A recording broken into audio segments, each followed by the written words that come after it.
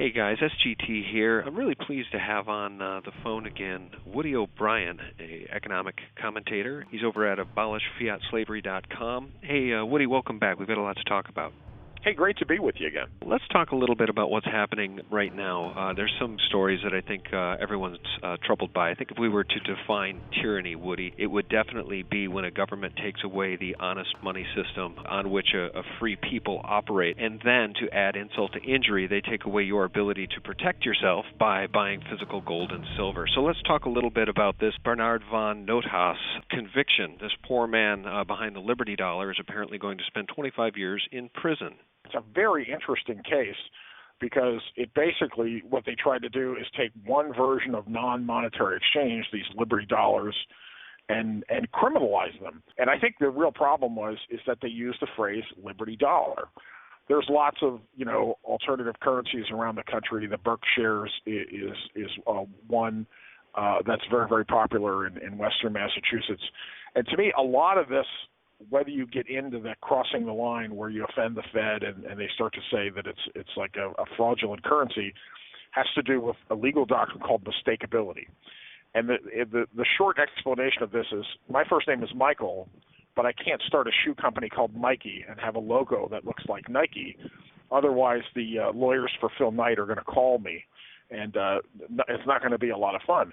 I think when you introduce an alternative currency and you use the word dollar, you're pretty much guaranteeing that you're going to get some attention that you might not otherwise want.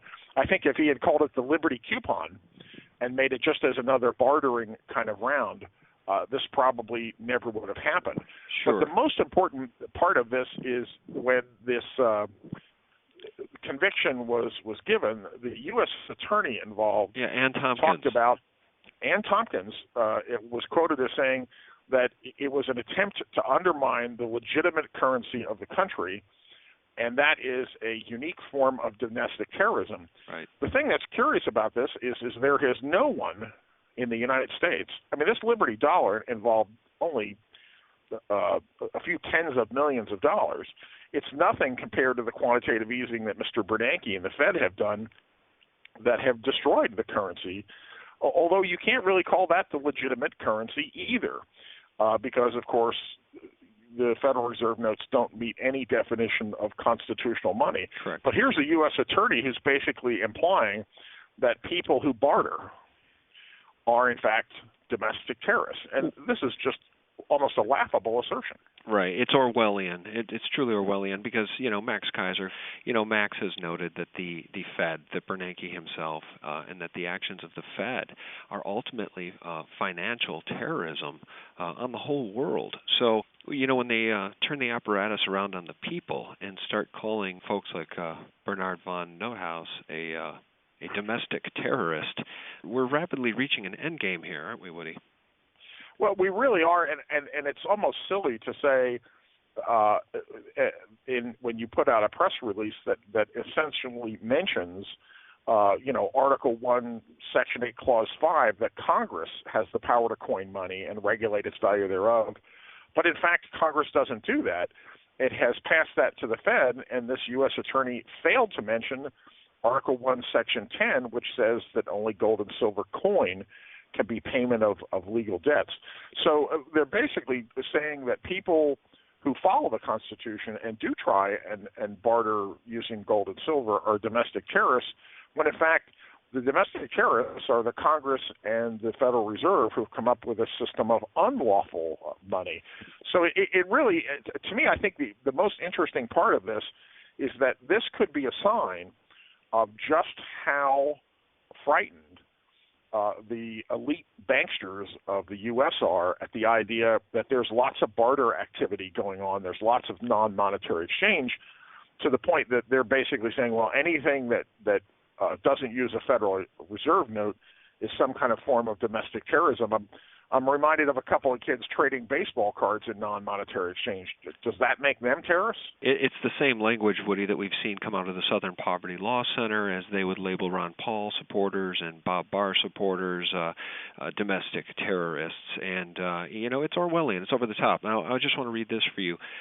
Tompkins concluded her statement, this U.S. Attorney Ann Tompkins concluded her statement by saying, quote, "We are determined to meet these threats through infiltration, disruption, and dismantling of organizations which seek to challenge the legitimacy of our democratic form of government," end quote. Now, Woody, I don't think there's anything democratic about what Bernanke is doing.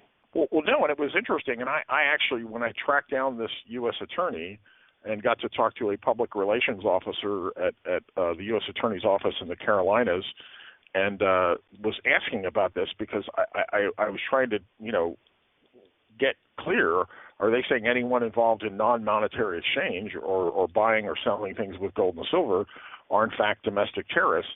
And the reply was, well, we're going to give you an email address, and we'd like you to send your concerns by email. And if you know other people that are concerned, please copy them on the email so we can reply to all of them as well. And I thought, yeah, that's the way I'll end up on a no-fly list for even asking the question of what does this really mean for them to imply non-monetary exchange are terrorists. No, you're right, and that is the very definition of tyranny. Now, we know that when a government is afraid of its people, you have freedom.